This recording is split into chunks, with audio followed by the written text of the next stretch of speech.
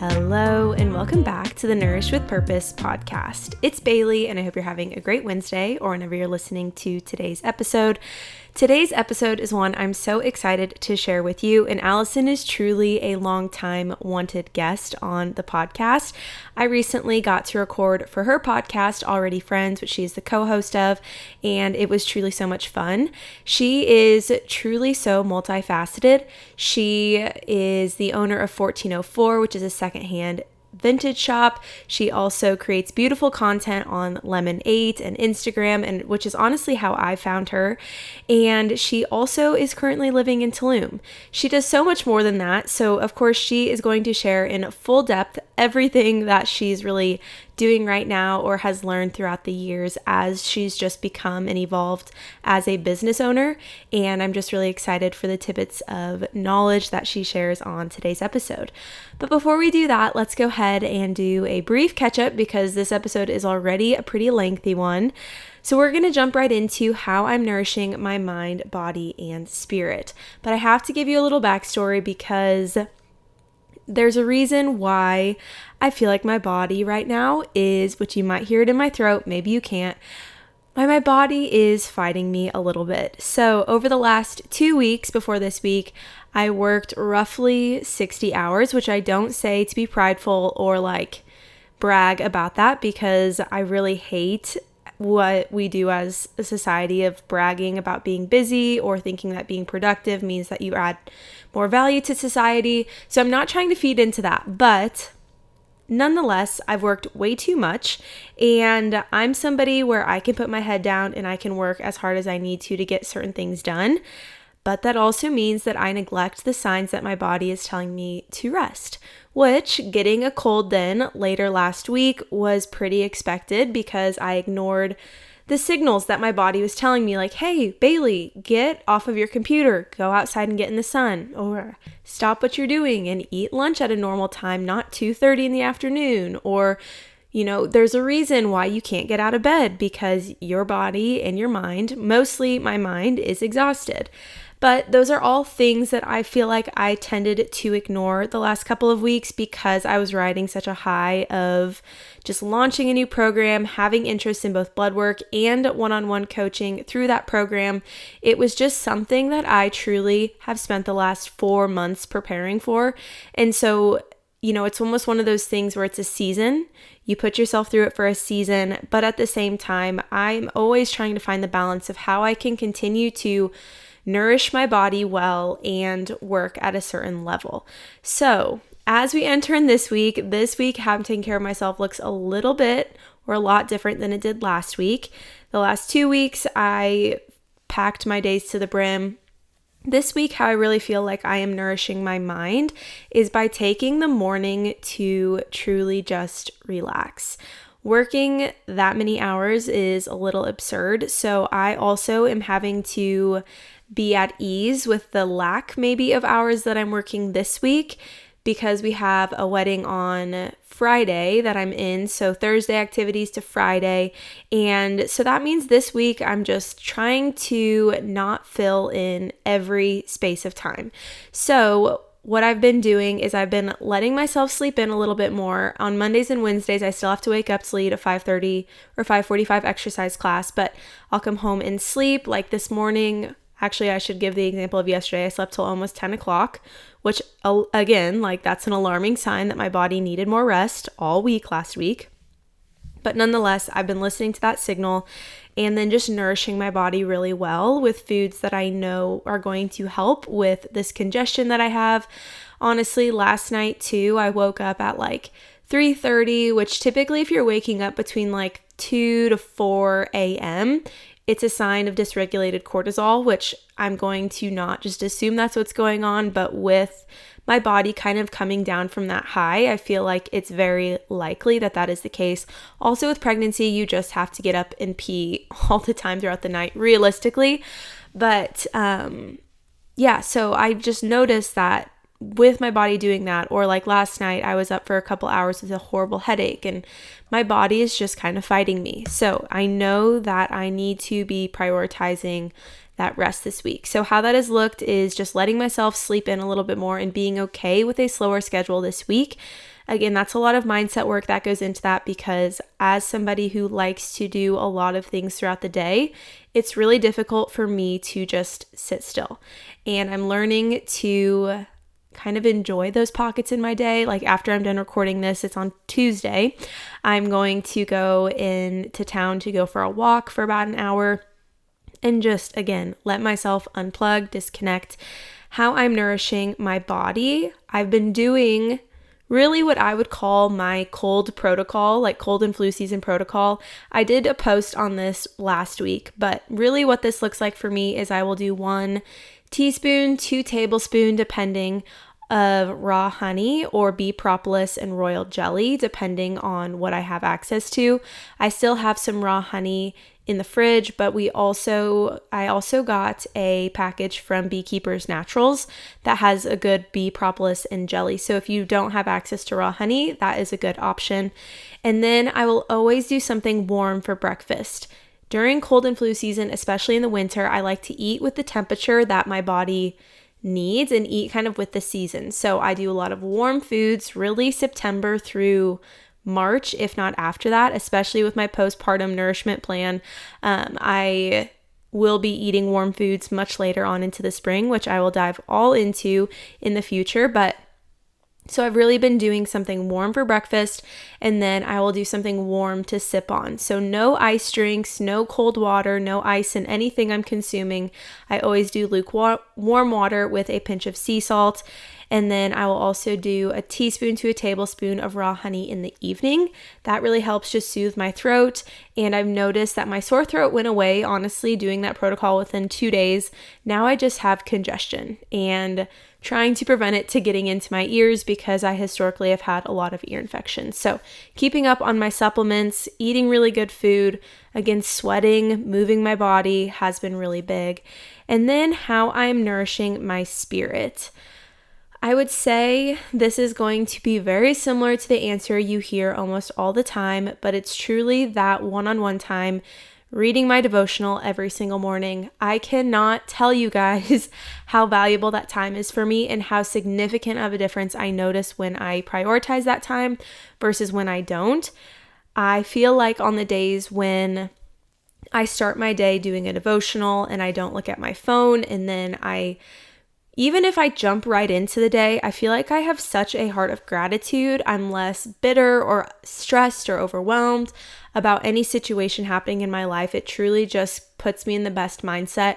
If you have not developed that practice yet, I truly, out of everything I talk about with nourishing my mind, body, and spirit, that spirit piece is the most important piece in my opinion, and one that I in the past have definitely neglected and will fully admit that, but now I'm trying to just continue to be consistent.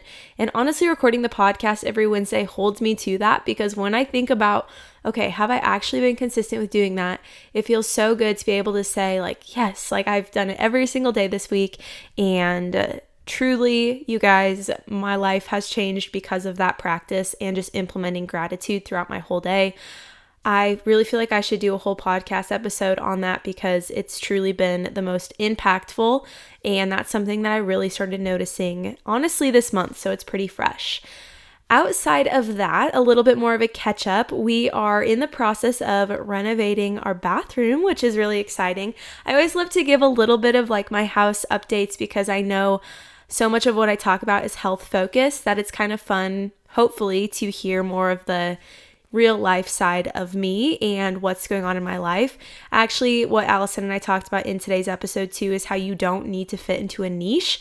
Although, yes, I'm a holistic health and wellness content, I'm not going to say creator, that's kind of gross to me, but I like to create content around that, create the podcast around that. There's so many things outside of that that I just love to do and I don't share about a lot. So one of those is creating kind of a mood board or vision board for what I want our house remodels to look like. I've been in the process of doing the bathroom, and my mom is hopefully going to help me get all of that lined up. Nathan's kind of put it in my hands to do that, but I will share some maybe over on my Instagram story this week about just what I'm looking at doing to the bathroom. The thing with our bathroom, and I will try to keep this very short and sweet, but after I had that whole toothbrush mold incident, if you don't know what I'm talking about, I recognized that I use a bamboo toothbrush, but it had grown mold on it. And that probably happened within 2 days because I would say I look at my toothbrush pretty often to make sure that there's nothing funky on it. Well, I saw this like black speck and then I'm like, you know what, I'm just going to use it. I'm somebody who hates overhead lighting, so I'm always brushing my teeth in the dark. So then that evening when I looked at my toothbrush and I noticed mold growing on it, I was so absolutely disgusted. And something about doing my blood work is I did notice patterns of mold showing up. So I've been doing what I can to support my body, but sometimes I feel like our environment needs to change or adjust to truly support our body. I talked a few episodes ago about what you can do if your environment can't change and doing the best with what you have access to. But for us, we've always known that the bathroom is one that we want to renovate. We have a window in our shower, which isn't an issue except for it has wood trim. So we flex sealed it twice, but that is just so disgusting to me. And it's truly just a breeding ground for mold. And I can see mold in our bathroom. I was so happy to hear that some of you actually, after seeing that Instagram story of my toothbrush, went into your bathroom and looked for different areas where there could be mold. And I never want to freak anybody out, but I would say at the bathroom, especially with ours not having a fan, it gets so stuffy. And again, like I said, it's like a breeding ground for mold. We know we need to redo our basement. That's going to be a long process, a long journey. So we are starting with the bathroom and I couldn't be more excited. It's going to just be adorable. Again, I don't even know how to explain it, but I'll just share photos because I love to do that. That's something I found a lot of enjoyment from on my Sundays. Honestly, most Sunday afternoons, or some Sunday afternoons, I should say, I will just go on Pinterest and screenshot different photos of inspiration and then put them into Canva and create a mood board, do some color swatches, and just get a general feeling for what I want the space to look like. I've also done that with our kitchen. I've done that with our bedroom, which we have not done anything with yet.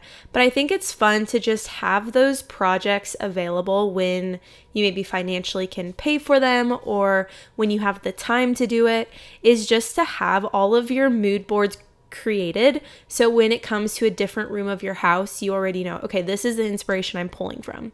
And that for me has been really fun. And next up is the nursery. So my friend Katie has been living with us for the last 3.5-ish weeks because she's in PA school and is doing a rotation near us. But the room that she's in will be the nursery. So next step, once we find out gender on November 5th, I just cannot wait, which I will be sharing as soon as possible after that, what we're having. Then we will start doing the nursery and the bathroom. So just some personal things that are going on in my life that I'm also loving outside of just how I'm nourishing my mind, body, and spirit. I love to give you a little sneak peek into what's going on, in my day-to-day life. So with that, we are going to jump into today's episode. Again, it is a long one, so hopefully you're here for it. It is just a really good, chatty conversation and really just one that hopefully puts you at peace of mind if you are wanting to start your own business but not quite sure what that will look like, or wanting to be an early adapter in whatever field you're interested in. Allison has truly been that. So with that, let's go ahead and jump into today's episode with Allison. Allison, I want to give you a chance just to kind of explain more about yourself, who you are, what you're doing right now. Okay, well, first of all, thank you so much for having me on. You are such a wellness inspiration for me. So for me to be on here and thinking that I could provide any sort of wellness perspective to the show is a huge compliment. So thank you so much. And yeah, my life elevator pitch is always so hard and I'm always traveling. So I have to do the whole like, hi, nice to meet you. They're like, where do you live? What are you doing? And I'm always like, great question. How long do you have? Because I could give you the short bit or we could take the long way, but take the long way. Okay. You're good. Well, I am currently, as of when we're recording this, I'm in Omaha, Nebraska, which is my hometown. I went to elementary, middle, high school and college in Nebraska. A huge perk about growing up here is I feel like it provided a lot of stability and grounding, but Mhm. being a place that has a pretty low cost of living, it sparked my curiosity to be like, okay, well, what else is out there in the world? So I did my first big solo backpacking Europe trip when I was 19. Currently, I'm 29. I turn 30 this week. So over the last decade, I have gone a lot of different ways. We've done everything from bar and nightclub management to event planning. Now I'm in vintage. I have a podcast. I truly just love to try new things. I'm a very curious person. I think the key word I would use to describe myself, like if I could only put one on paper, is I'm just very curious.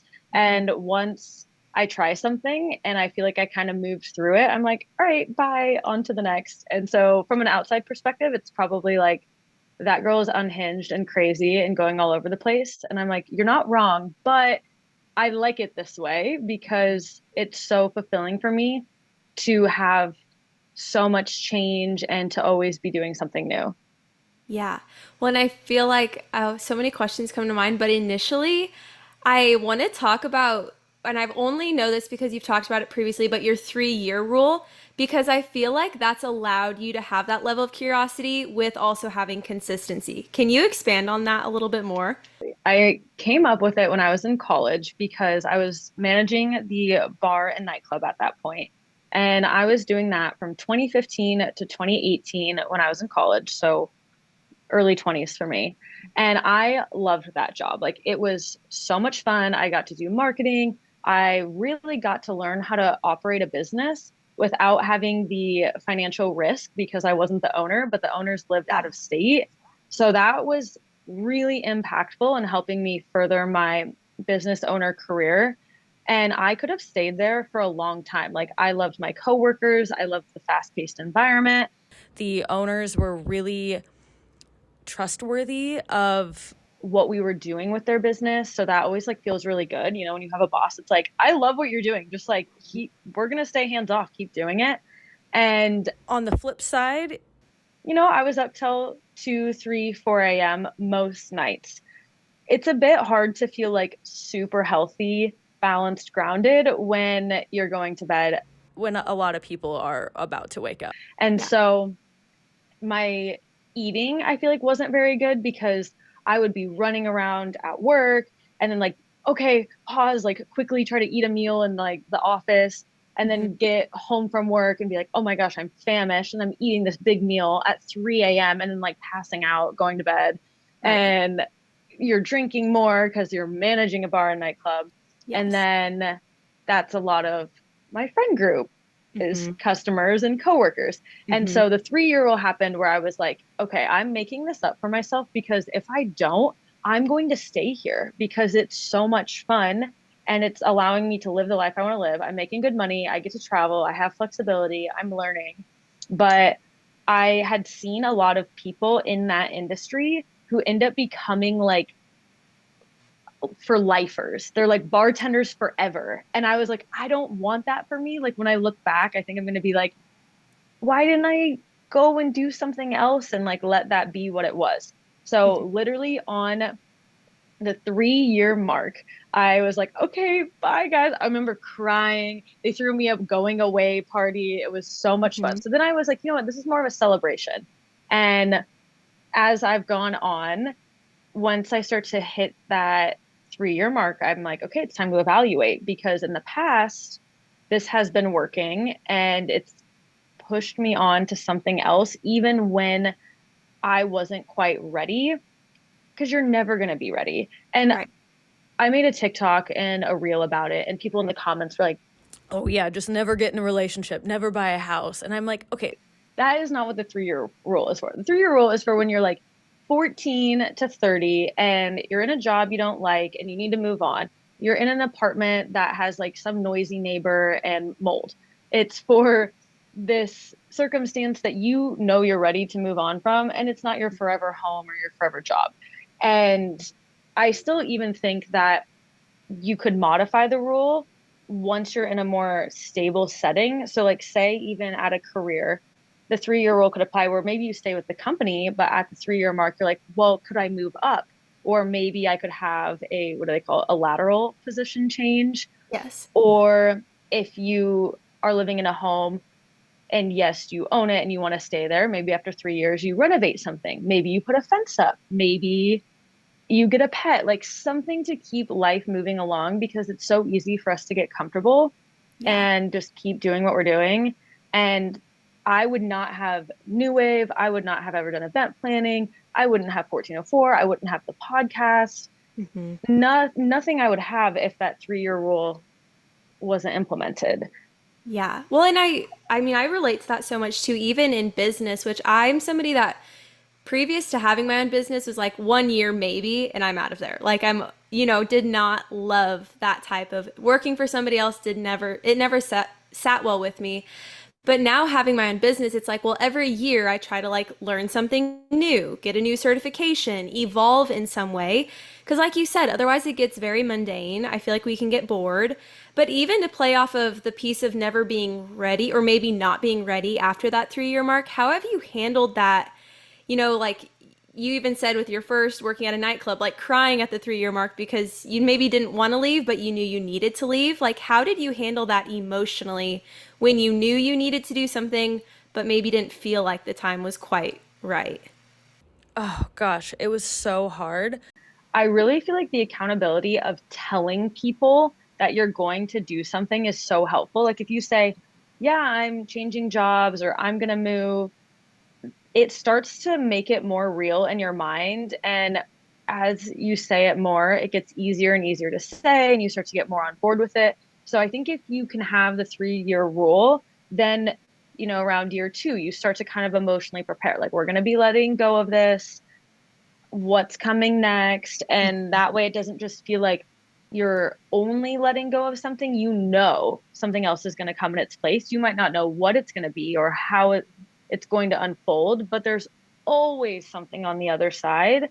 And I will say I violated my rule last year, and Bad things happened. So I was renting this apartment. it was aesthetically very beautiful. Great natural light, original hardwood floors, loved this space. Well, at the 3-year mark, that's why I made that TikTok or reel and ended up getting quite a bit of views because I was like, guys, I think I'm gonna violate it. I don't know what I'm gonna do. I love it here. Like, I'm not ready. And I re-signed for another year, and I kid you not, the AC went out. There was a plumbing issue, like literally the water like all went into the subfloor and into the place below. Oh A my dive gosh. bar went in and it was so loud. There was like constant things happening with it that I was like, wow, scream a little louder that Mhm. I should have just moved on. And I like in my intuition was like, don't do it. Didn't have the next thing lined up, and I was acting out of fear because I was more afraid of the unknown than just staying in that space, even if it was not serving me anymore. And Mhm. then it ended up making my life 10 times more uncomfortable because then I had to deal with all of these issues. It got super expensive. It was super loud. It was really disruptive. And I could have spared myself a lot of hassle if I had just followed my intuition, followed my own rule for myself. So I don't think I'll ever be breaking it again because that did not serve me well. Yeah. Well, no, and I feel like our intuition is so strong, and for you to be so connected to that too, like sometimes I feel like it's that voice we like ignore, and then you get to a point where you can't ignore it anymore, and you're like, okay, I could have listened to this months ago and would have saved so much stress if I would have just been intuitive and listened to the voice. So then, how does that, because this is kind of for my own curiosity, I feel like I see this in other people too. They care a lot about what maybe other people are thinking about certain situations, right? So, like, do you feel like you have people or have in the past had people where at 3 years they're like, why are you making these changes? Like, your life was stable. Or why are you now moving here? Like, your life could be really stable if you stayed in Nebraska. Like, how do you also listen to your intuition, but maybe also listen to external input about the situation? Oh my gosh, that is such a good question. And A really big component of all of this because I feel like the culture, particularly in Nebraska, is more traditional, more conservative. Like I'm pushing 30. Typically, people are settling down at this point. They're married, kids are on the way if they aren't already there, or you own a home. And I have just followed my own path, like since I was out of the womb.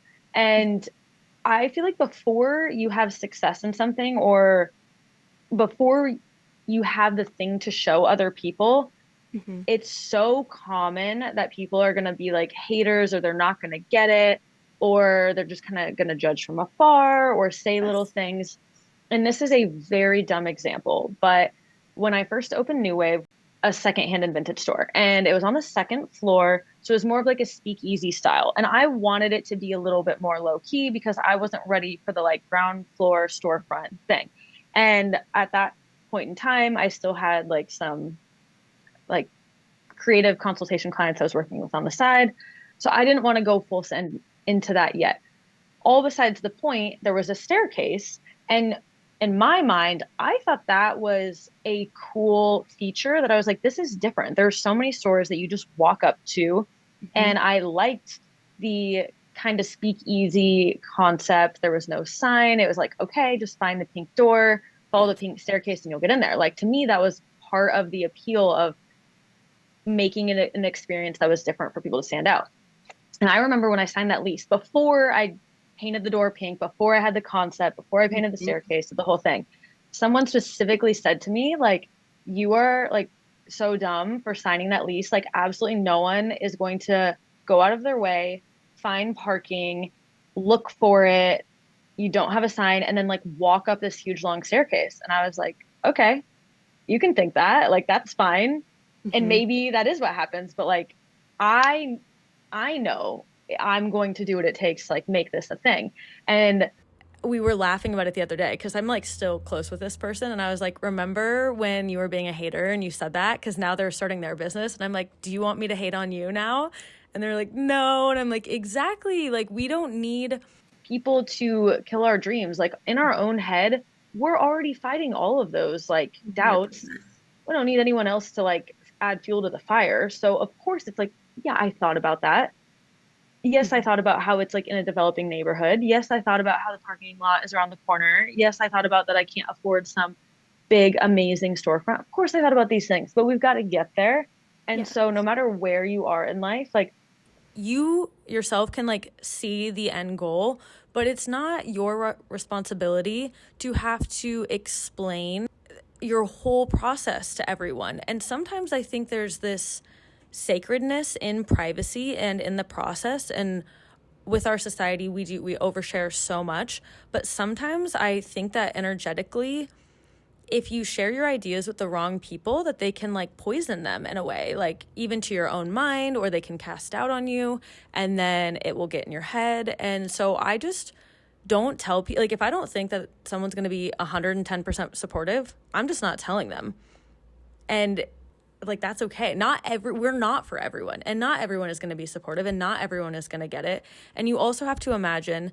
that just because someone else wouldn't do that or it doesn't work for them doesn't mean it's not meant for you. Like, okay, think of how different yours and I's life is right now. Like, I Yeah. can be so happy for you that you are like in a stable home, creating this life there. And you can be happy for me that I'm like bopping all around. Who knows what's going to unfold Absolutely. tomorrow? Yes. We don't all Like have to be the same. it creates like admiration for each other's lives. Like I love following what you do. It's so cool because it's so outside of what I'm doing. You know, and I think like vice versa, like that's what makes us all so interesting is when we're not all the exact same and we have different ideas that we also utilize and make something of those ideas. Because it again, like it just creates a different path for both of us and it what we're both doing works for us, but it's so different. Mhm. That is so cool. I love that point. I don't know why I feel compelled to share this right now. So maybe this is going to resonate with someone listening. But a big part of all of this is sharing our lives on social media in some way, because of course we're running into people in real life, but I think we can also be afraid of the perception of other people of us online. And I try to think of a social media account and you posting on it like a concert. If you are a musician or a singer, artist, whatever, and you're on stage and you are pouring your heart out, you are doing what you love, and there's all of these people in the audience because people think, well, I only have 500 followers, 1,000 followers. You put all those people in a room, it's a lot of people. Like that Yeah. actually is a ton of people attending your little concert. Yeah. And so, of course, some people are going to go to the concession stand. Some people got to go home because their baby started crying and the babysitter doesn't know what to do. Some people are like, I came and I'm really tired. I had a long week at work. I'm out. Other people are going to stay and hang out. They might take an intermission and come back. And that's how your social media channels are too. Like people are going to come and go. Like I have been posting online for 10 years. You're going to have the loyal people that don't care if one day you're singing rap music and then the next day it's a cappella and then the next day it's indie. They're like, you know what? I just love you. I'm here for it. And there's other people that are like, I kind of signed up for this thing. I might leave for an era. I might come back or I might go way up into the nosebleeds and watch from afar.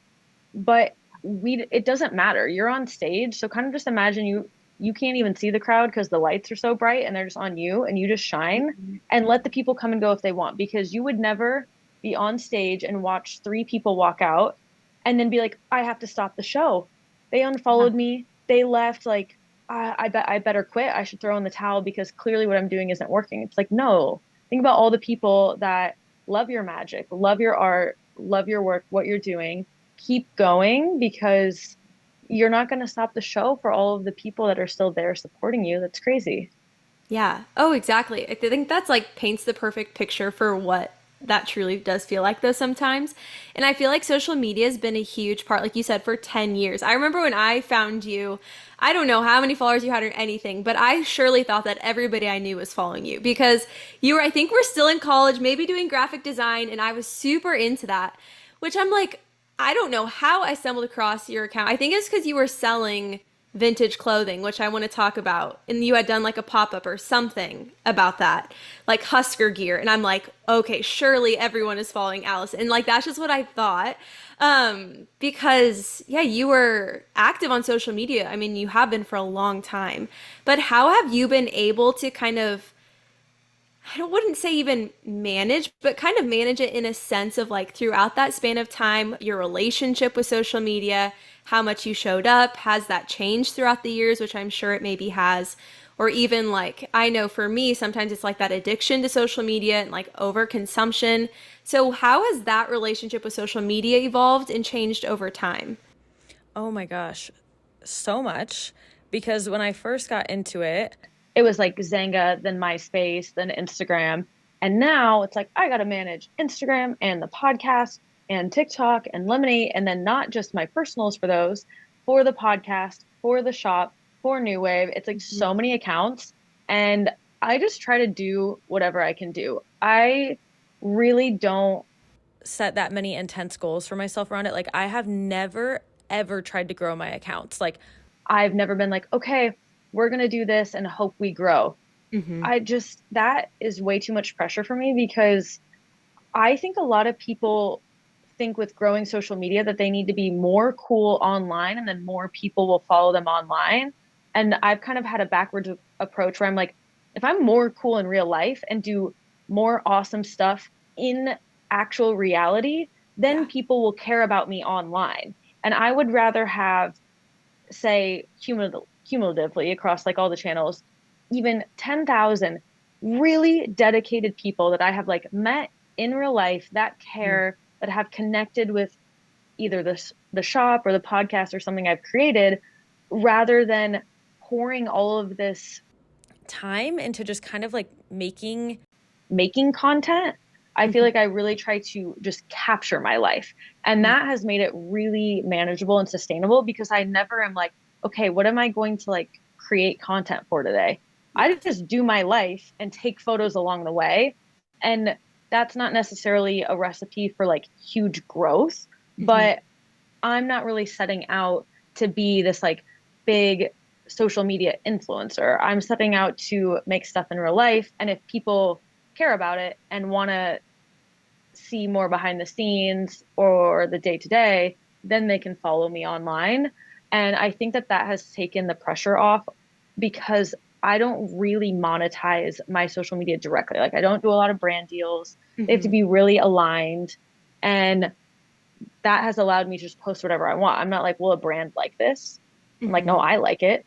I don't care. It's my scrapbook.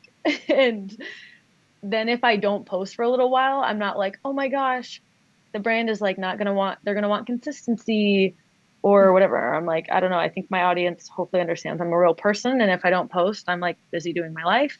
And if I do post a lot, I had a fun week of things I wanted to share. And I think we overcomplicate it so much that it's easy to take the fun out of it. And going to school for graphic design, I went through this phase like post college where I thought that I, as a person, this was like the huge niche culture era of social media. Everyone was like, pick a niche, choose your niche. And we made people into this like one-dimensional box. Yes. And that is supposed to be for businesses. If you're going to be a content creator or an influencer in a very specific niche, that's only online you that has to fit into the niche. Off the internet, you can still be a multifaceted, dynamic person. But I think I went through this phase post college because it was drilled into us in school for a business to have branding, consistency, be professional. Here's your niche, who's your target audience. But then I was like, oh, I have to do that. And my business and the podcast and me all have to be so congruent. And then I just was like, this is so unrealistic. Like, I have a lot of interests. How am I cannot limit myself to that. So I do think a better way to do it is to split it up. Like I feel like with 1404 now, that's more the fashion side of me, the vintage living side of me. I would say my personal Instagram is like the top of the umbrella. It's like a little bit of everything. Yeah. And then Lemonade is like primarily my wellness content. And then TikTok is mostly travel and like vlogs. And that kind of helps allow me to not feel limited and that I can still have the best of both worlds. On one platform, I can kind of gear the audience that way. Yes. And then in real life, I can still be crazy, multifaceted me.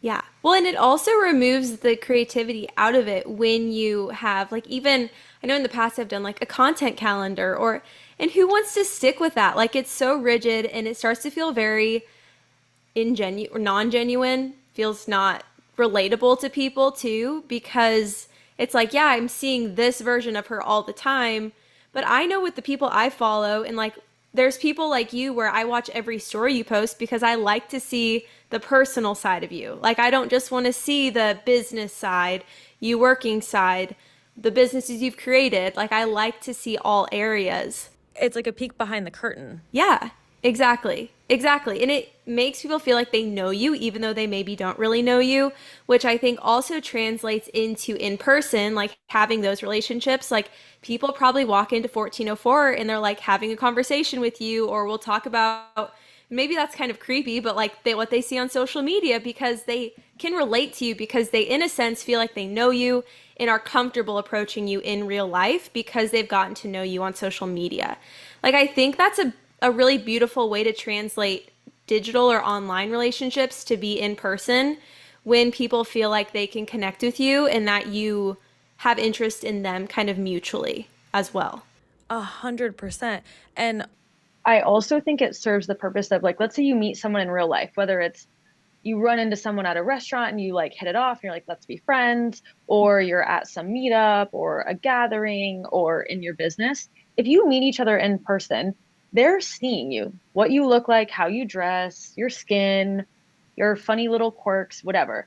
But if you build your entire identity off of the curated version of you online, it's going to be much more anxiety inducing to do meetups, workshops, events in person because when the people haven't met you yet, you can trip in your head like, are they going to like real me?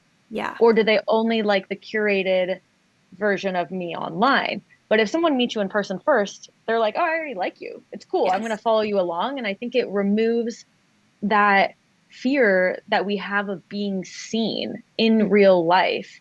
And I don't know. I think it's just a reverse way of combating that fear. Yeah. Do you feel like having the podcast has almost been kind of separate from social media though? Because I know with my own, like people are much more willing to have a conversation with me, I feel like in person because they listen to more long form content on the podcast. Have you noticed the same for you? Oh my gosh, doing the podcast was one of the best things I ever did for myself. I really believe in the medium of podcasting because when someone's listening, they can be bettering their life at the same time. Like, I don't feel like I'm taking away from their own life experience. They can be cooking, cleaning, on a walk, commuting to work.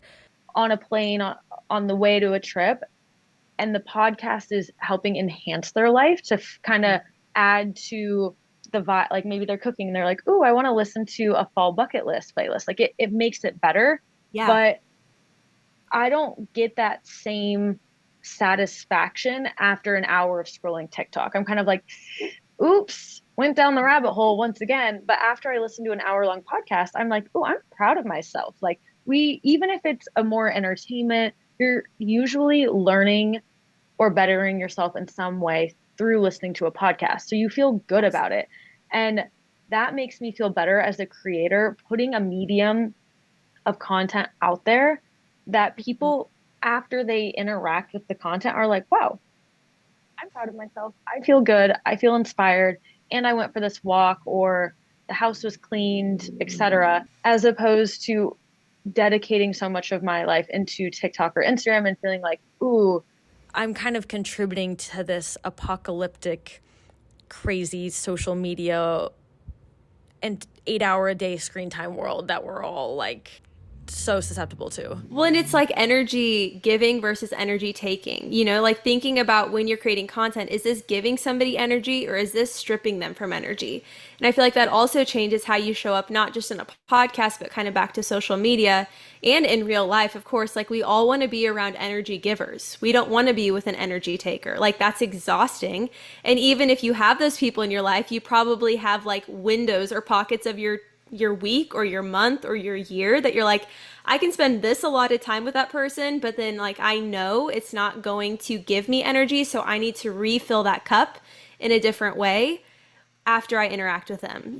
So then when we think about social media, yeah, like you said, you listen to a podcast, you feel good about yourself. Like, man, look, I made supper and I got to learn more about myself or learn more about this certain topic while I was doing it. It's like a beneficial form of multitasking without also overstimulating yourself.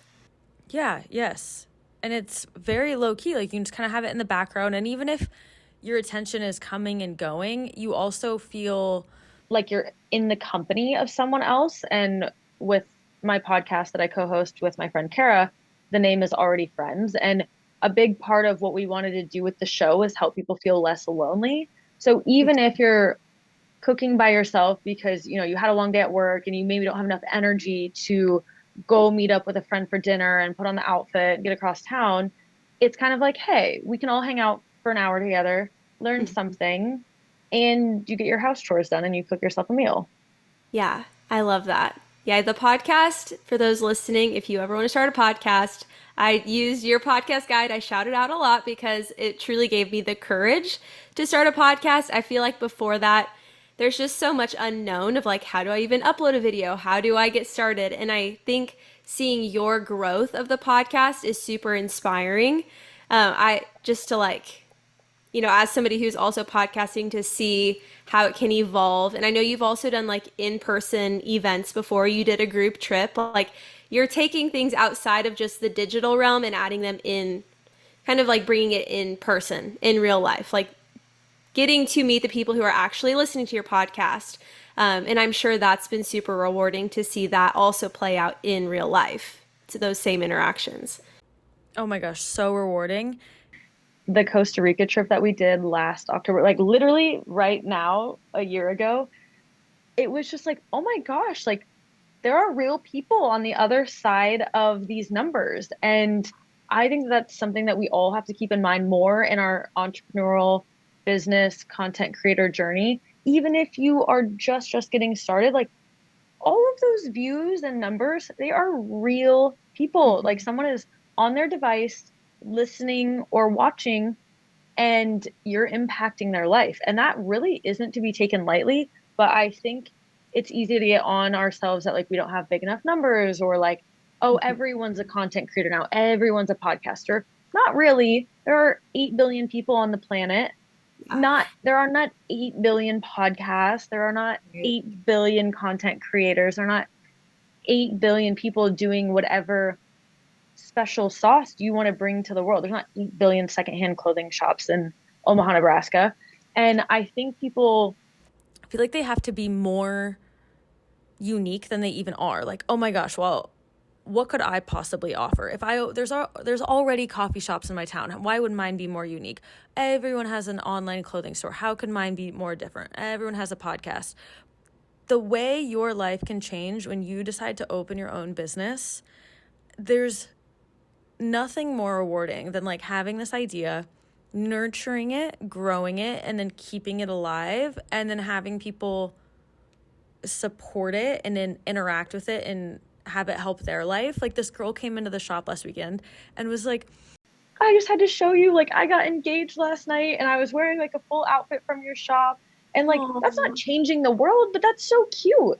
So cool. Like, it's amazing. Yeah. And well, you don't have to change the world. You don't have to help heal the whole homelessness problem and like save the ocean. Like, all you have to do is impact your little corner of the world, and your corner will get bigger and bigger. And you don't have to, like, I think people feel overwhelmed by trying to overly contribute and solve all of the world's problems, and they end up doing nothing.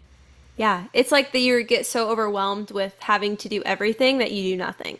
And so, yeah, I love that, having your corner, and it'll just continue to grow. And it also, not that you have to fit into a niche, but then you start to maybe see similarities in the people that you attract. And it's like, okay, in my friend group, like these are the people I also notice, the personalities I attract as a human being, right? Just because that's how you've shown up and you've been very transparent about who you are and not tried to like put on a facade to make people think a certain thing about you.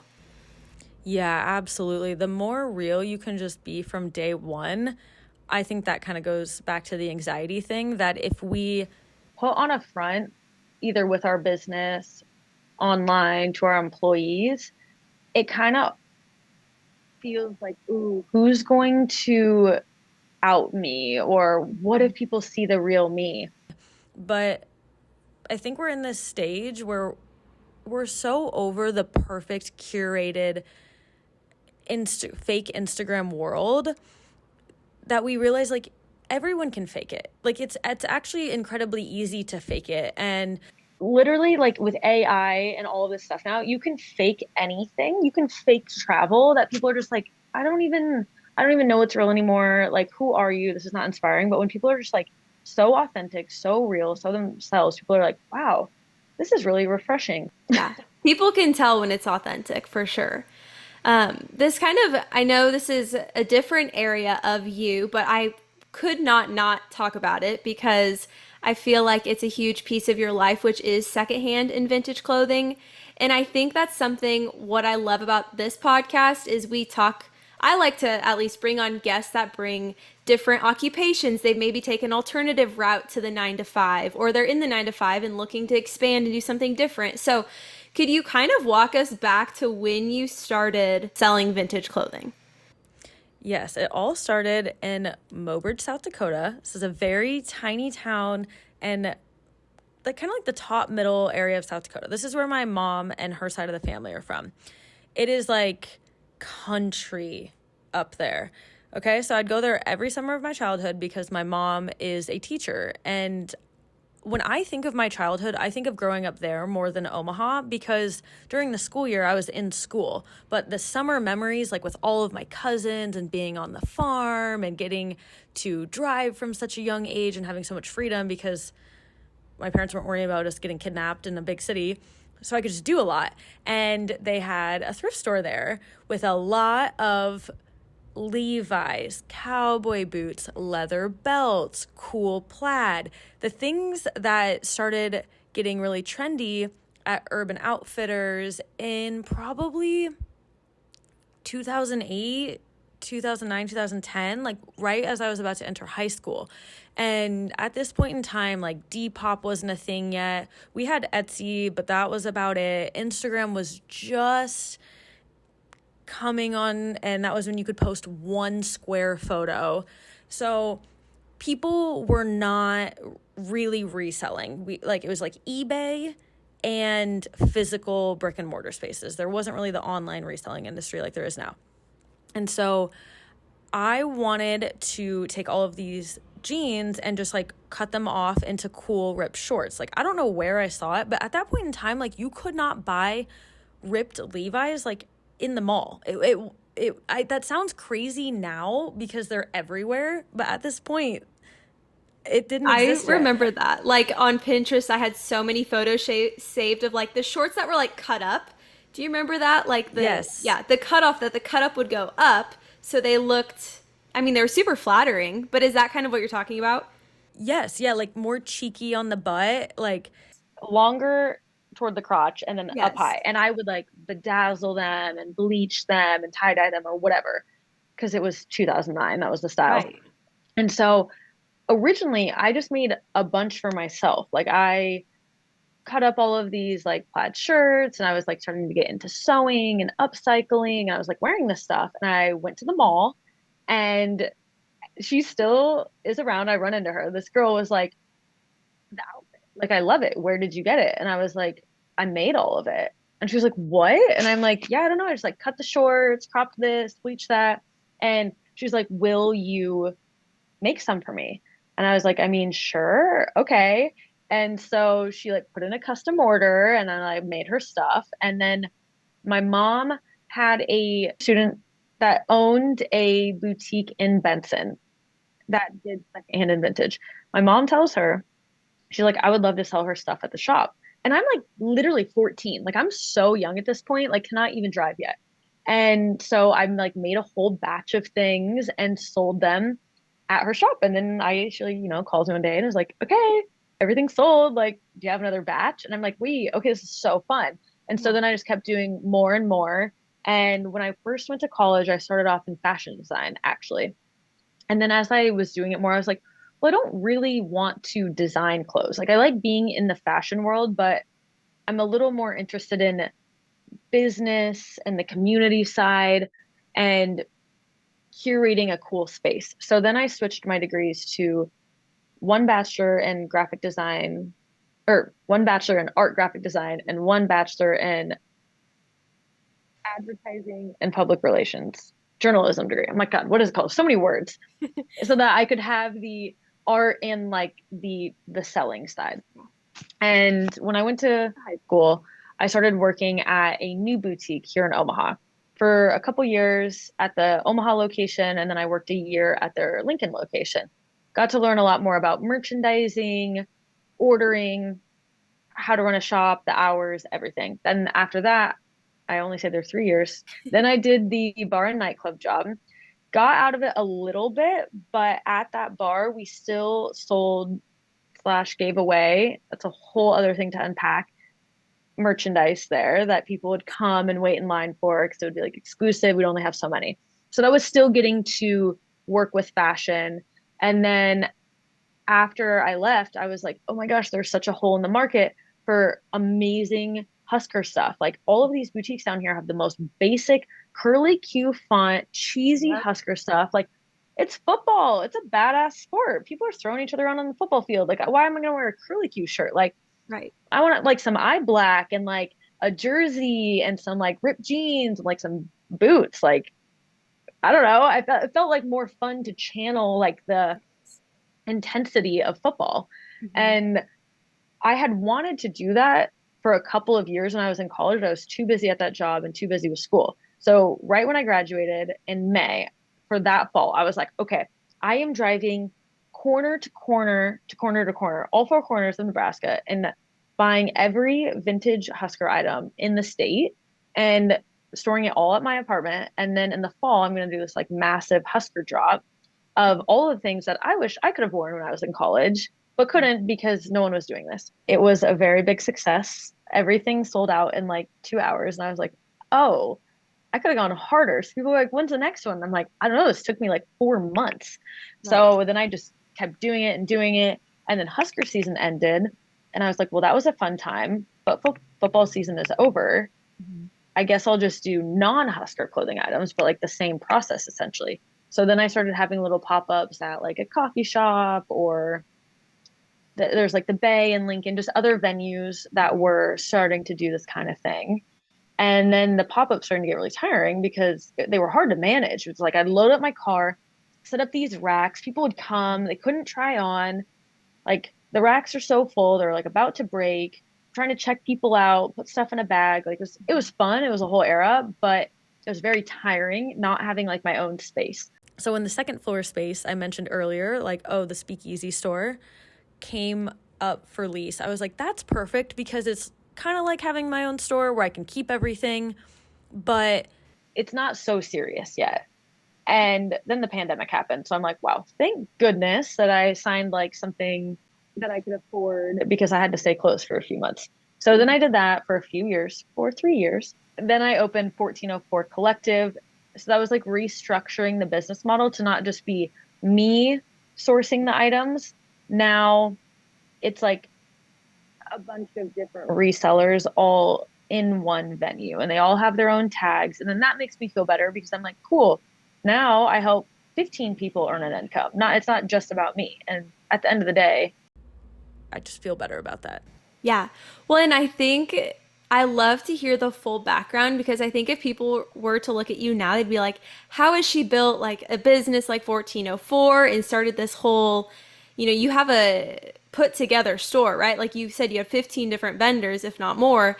But to see where it started, like it started because you had an interest as a kid into high school, then that evolved. Like there's such an evolution. And I feel like when people tell their story, it gives us a different perspective of like, no, you weren't just handed a shop and been like, okay, Allison, we trust you, make this whatever you want it to be. No, you worked for how many years, built a brand, built a business, built a following on social media, which contributes, I'm sure, to how you're able to sell out or advertise different pop-ups. I know with New Wave, you were open like Thursday, Friday, Saturday, or Friday, Saturday, Sunday, something like that, which again, a lot of that I saw personally through social media to then have a storefront and now evolve to 1404. I think that process is just so cool. And to see how ahead of your time you really were with all of it. Like, I remember vintage clothing, secondhand clothing was not really big until I got into high school. And then it was like, okay, people were okay with wearing something they thrifted. Like, it wasn't like, oh, you're wearing that because you can't afford this brand. It was like, no, you're wearing that thrifted outfit because it's unique. And it makes you look, it's giving the impression or the look that you want to be giving versus like looking like everybody else that shopped at American Eagle or Forever 21. And more sustainable, more local, all of that. And yet anytime you're going to be an early adopter in an industry, it requires you to also be an educator. And that was a hard part of being one of the people on the forefront of that in this community, because I was met with some negative feedback sometimes, not often. A lot of people were supportive, but I had to help explain to people why secondhand and vintage could be better than buying new. It's like they made things better. The quality of fabric is higher. It's not all polyester. There's not slave labor making this in a factory in China. Like all of these reasons you have to explain. And then since it's not common knowledge yet, people are pushing back and they're like trying to rebuttal you because they want their Amazon and their Shein hauls. And they want to say it's gross. And it's like, okay, well, you go to a restaurant and you eat off a fork that's like barely rinsed in the back. Okay. All we're asking you is to wear a shirt that someone then laundered and put it on. Like it's really not that gross. You touch handles all day long that other people touch. Like, and I remember one time at New Wave, this lady comes in and I could tell she was like a suburbanite, no hate, love my suburbanite friends. But she's like, these clothes are used. I'm like, yeah, because like New Wave looked clean. Like it was well curated. It didn't look like a dirty thrift shop. And she's like, but these clothes are used. Like they've been worn already. And I'm like, yeah, it's kind of the whole concept. She's like, wait, people pay you money for this stuff? And I'm like, yeah, actually I've sold now to date, I don't know what it was at the time, but I'm like, I have sold over 50,000 secondhand and vintage clothing items. And she's like, no way. Like you can earn a living like this? Like you're doing okay? Like just absolutely flabbergasted at this one. Like she was disgusted, perplexed, like I can just see the wheels turning that like people, and I'm like, outside of Nebraska, like a lot of people have been wearing, buying, reselling vintage clothing for quite a while. It's a thing. And that's just an important reminder that whatever you go into to like stand in your truth, like I'm never going to convince that lady. She's not my target audience. It's fine. But there are going to be people who do not get what you do, and that's okay. You cannot be for everyone. If you're for everyone, you're Amazon, you're Walmart, you're a mega multi-trillion-dollar company. Otherwise, if it's just you and your small team, you're not for everyone, and that's the whole point. You don't need to be for everyone. And yeah, just the whole journey, to kind of tie back to what you were saying, it is just one step at a time. I had no idea when I first started doing this that I would end up having 1404 Collective as a model with these other resellers and helping train them and helping them find their unique style, and or even have the podcast, all of it. Like you just take one step and more things come, and who knows where 3 years, maybe we'll have more 1404s, maybe, I don't know. Yeah. Because and you talked about this in the beginning, our lives are so long and there's so many different areas that you can pursue in your lifespan. But like with this, I feel like it's just always been something that's consistently been in your life, like consistently a value of yours. Do you feel like continuing and this is a loaded question, you obviously don't have to know the answer, but that you'll consistently want to do something with reselling? Yeah, I think at this point, vintage is just a part of my life, in the way that once you learn about health and wellness, or you get into a hobby that you love, like you might go through phases where you're a little less into it and you have to get re-inspired and you fall off track, but then you get back on. But it's always been a part of my life because that's how I shop. It's what I gravitate to. I think it's more fun in a world where you can one-click order on Amazon. I remember I actually posted this the other day because people are always like, how can I order online? Can I buy over Instagram? Please make a website. I want to buy online. I was like, screw it. I'm making a post. And I'm like, I don't want an online vintage shop, guys. That's what Depop is for. That's what eBay is for. If you want one-click ordering, you're going to have to order on Amazon or ASOS or Forever 21. I want to create a physical brick and mortar space that you have to actually leave your house for. You got to put on, you got to get ready. I'm not saying like you got to be cute, but like you got to change out your sweatpants, go get yourself a little coffee, listen to some fun music, pull up to a store, work on your mental health on the way. Like getting out of the house makes you feel better. And then you come to this shop and you can touch things and feel things and be like, oh, this is inspiring me. Oh, that person's outfit is cool. Oh, I've never heard this song. Okay, well now I'm out and about and I feel good. Maybe I'll go to the grocery store on my way home. Like we as a society need to leave the house. We can't always have instant gratification. And sure, could I make more money if I sold online? Yeah, absolutely. I don't want to. I did not start a secondhand shop to be a millionaire. If I want to be a millionaire, it's going to happen through the podcast, through merchandise that we do through there. Like I have this card game that I'm really excited that will hopefully launch before Christmas. It will be through my life in Tulum and hosting retreats. Like it's not going to come from selling used clothing. So whatever industry you go into, I think you also have to be realistic of like, what do you even want out of it? And sometimes your customers or the people around you will try to push you in one direction, but I would be miserable if we were doing online. And that's not the point. I wanted to have fun with this. So I'm just going to stick to what I wanted to do because it's my store. And if you want to open a store that does online so that you can stay at home with your kid, amazing. all the power to you. But like, that's why we all get to choose and we get to do it in the way that works for us. Yeah, well, and I feel like with 2020, it gave people the ability, like you said, to have instant gratification. Or if I want something, I'll just go on their website, order it, and then I can have it. Like, no, like you said, you're creating a brick and mortar for a reason.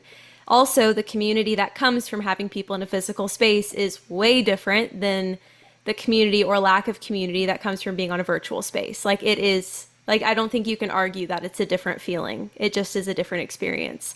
But I know now you're living in Tulum, right? So can you talk about, because with all of this, I found it so fascinating how you're able to live in Tulum and manage all these things. So how have you been able to like find that balance? Have you found that balance? What does a day in that life look like? Okay, I'll start off by saying I've been going to Tulum as like my little hideout for like 10 years now, because it's a quick flight, Omaha to Dallas. Well, now thankfully you don't even have to fly into Cancun. You can fly into the new Tulum airport. So I would go when I was feeling overwhelmed by work, life, friends, family, all the things here. I would just pop down to Tulum because it's the same time zone and it's a pretty small town. It's like 50,000 people. So it didn't feel like, oh my gosh, I'm going on this trip and I've got to figure out all these logistics.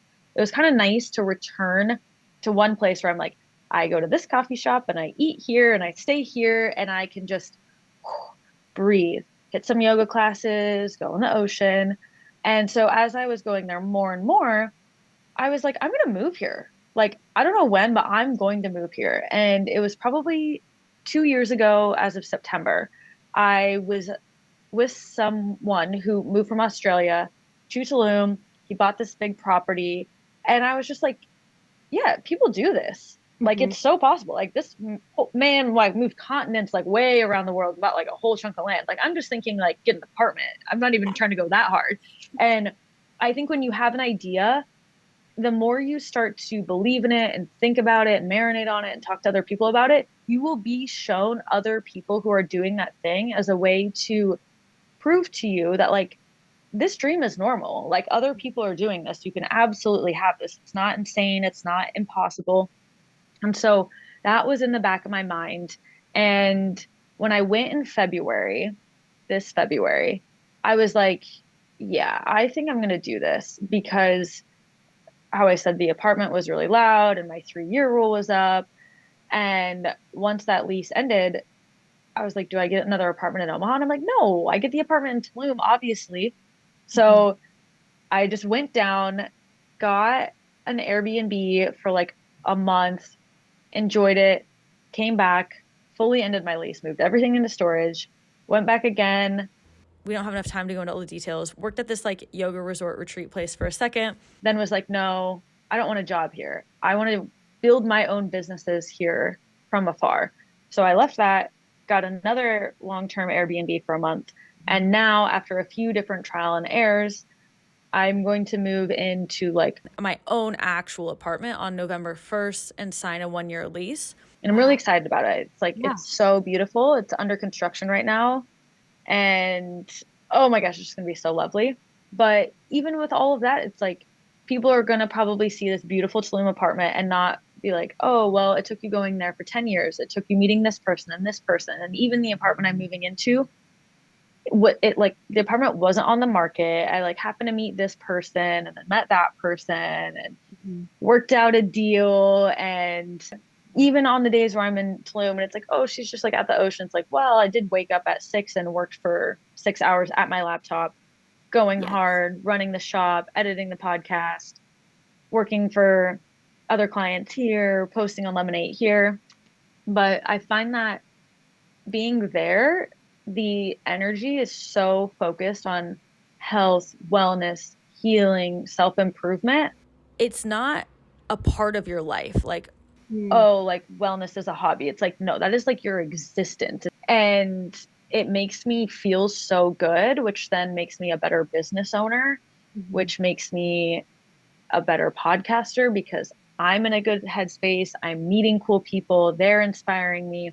So this was absolutely a part of the bigger plan. I wouldn't have known that it was going to map out this way, but I can already see the impact of me going down there. And I wouldn't have known that thing if I wasn't in Tulum in a new community of really incredible, smart people that I'm like, you are so far ahead of me that they are making me feel like I am playing it so small. And that is why we have to get out of our little pond, because I felt like in Omaha after being here for the majority of my life.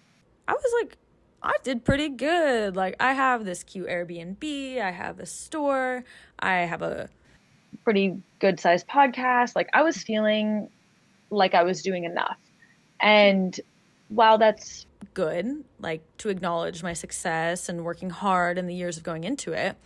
now going to Tulum and hearing and seeing what other people are doing, I'm like, oh, I can do more. Like I have been playing small, and I grew to the size of like the area I was in, and that's amazing.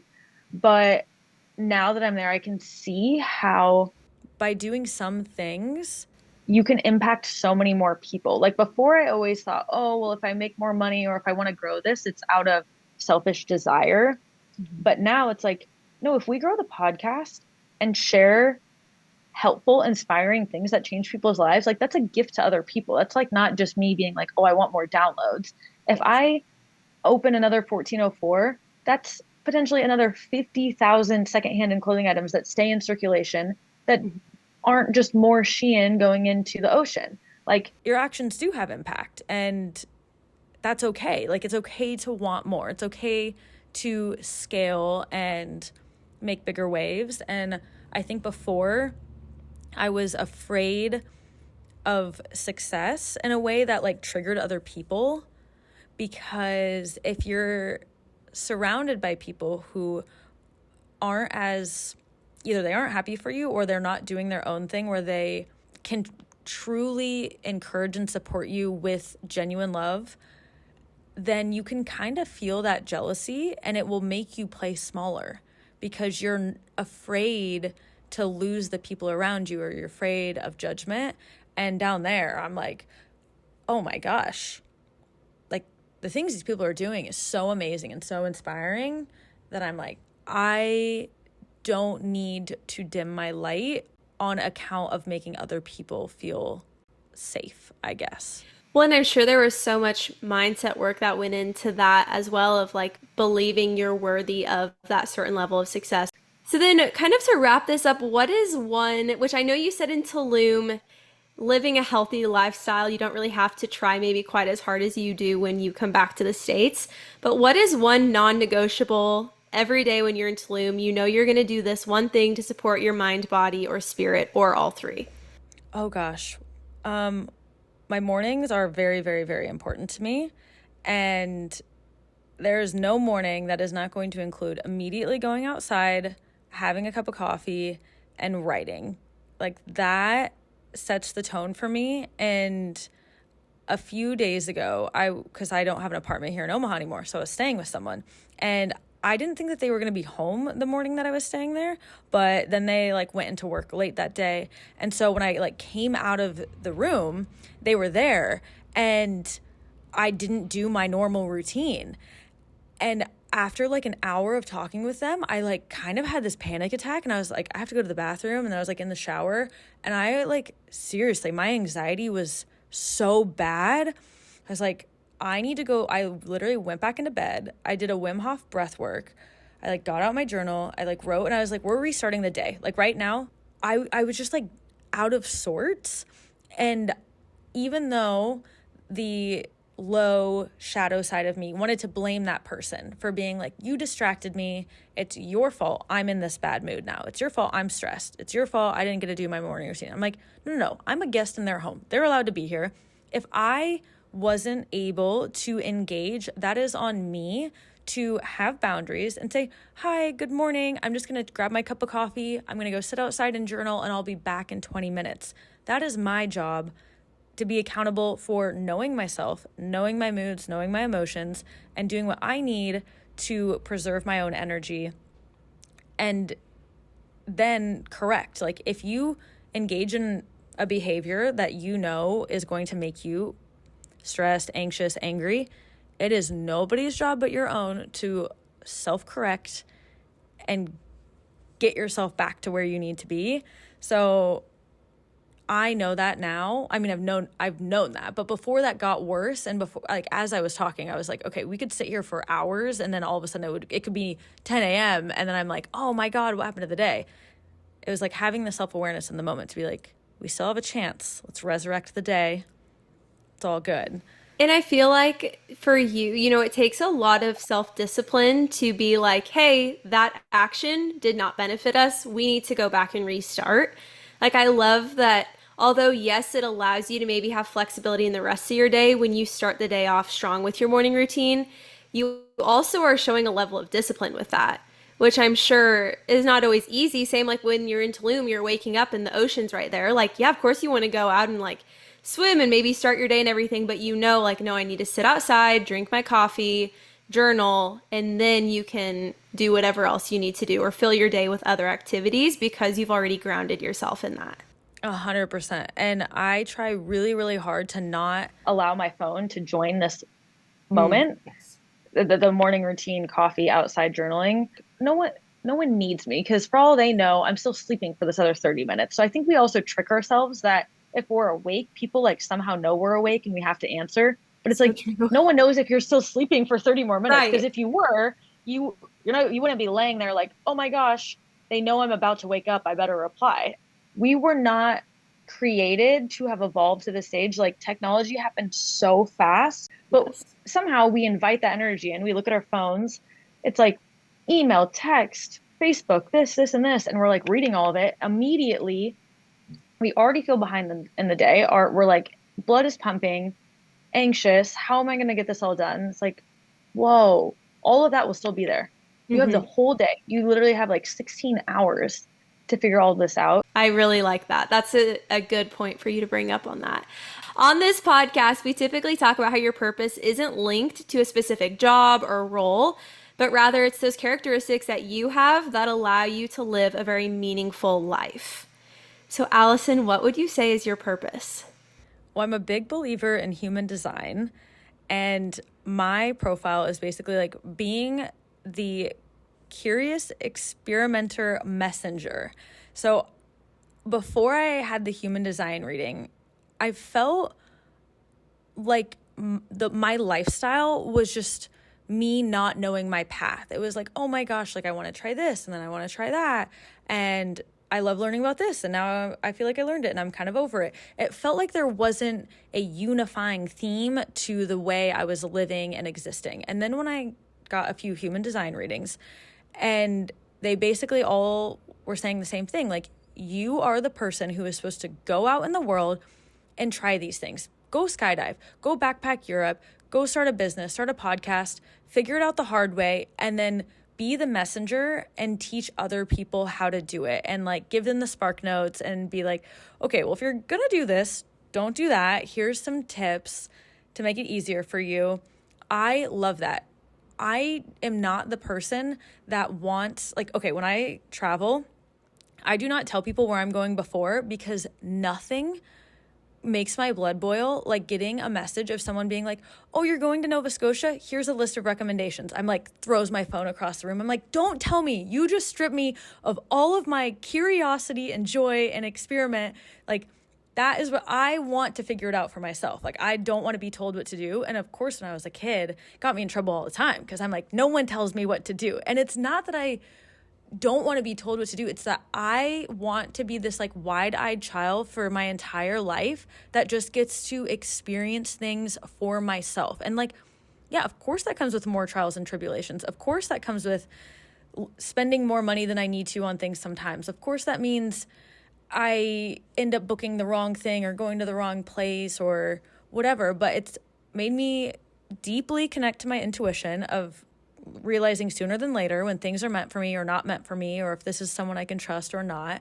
And then I feel like it's just so fun for me to take these experiences, wrap them up, and then deliver them in either like a podcast episode or a store or a guide or some medium, an event that then people can experience for themselves if they're not the type of person that wants to learn everything the hard way.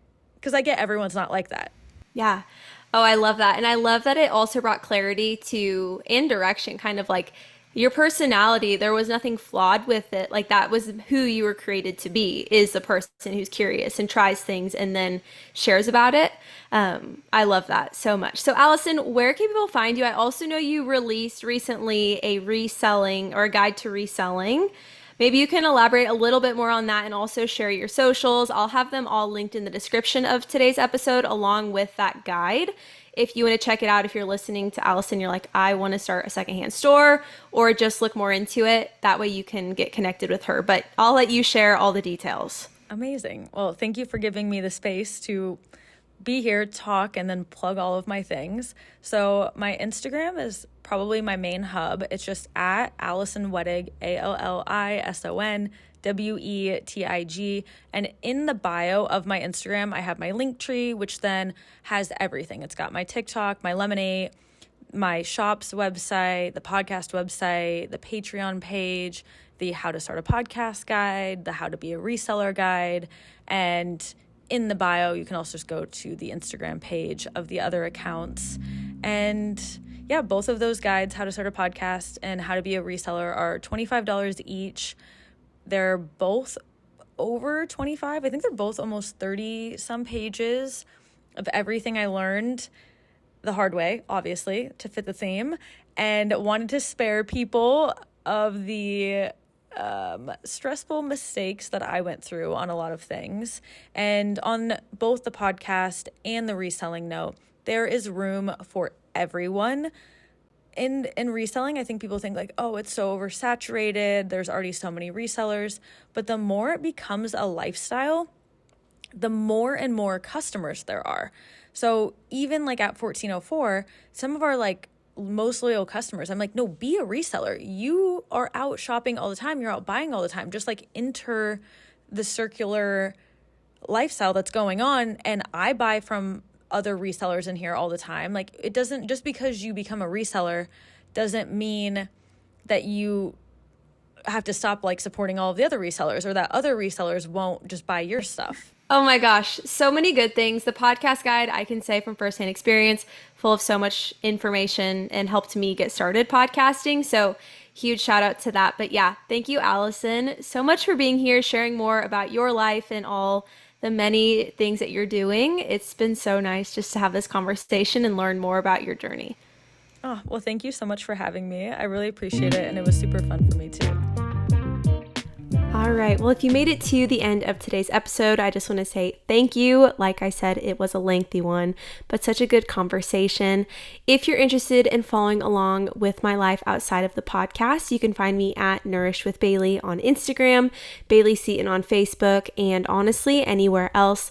My email is also in the description of today's episode, along with all of Allison's information, so you can get connected with both of us. I also wanted to mention, if you're interested in any sort of one-on-one coaching from me, I have opened up spots for October with just a few remaining, honestly, until early December, if not mid-December. So with baby coming, I have definitely been planning what I want the next year to look like, and things are definitely going to be changing, but of course in the best way. So don't hesitate to reach out. Again, all the information will be in the description. But with that, let's go ahead and close today's episode in prayer.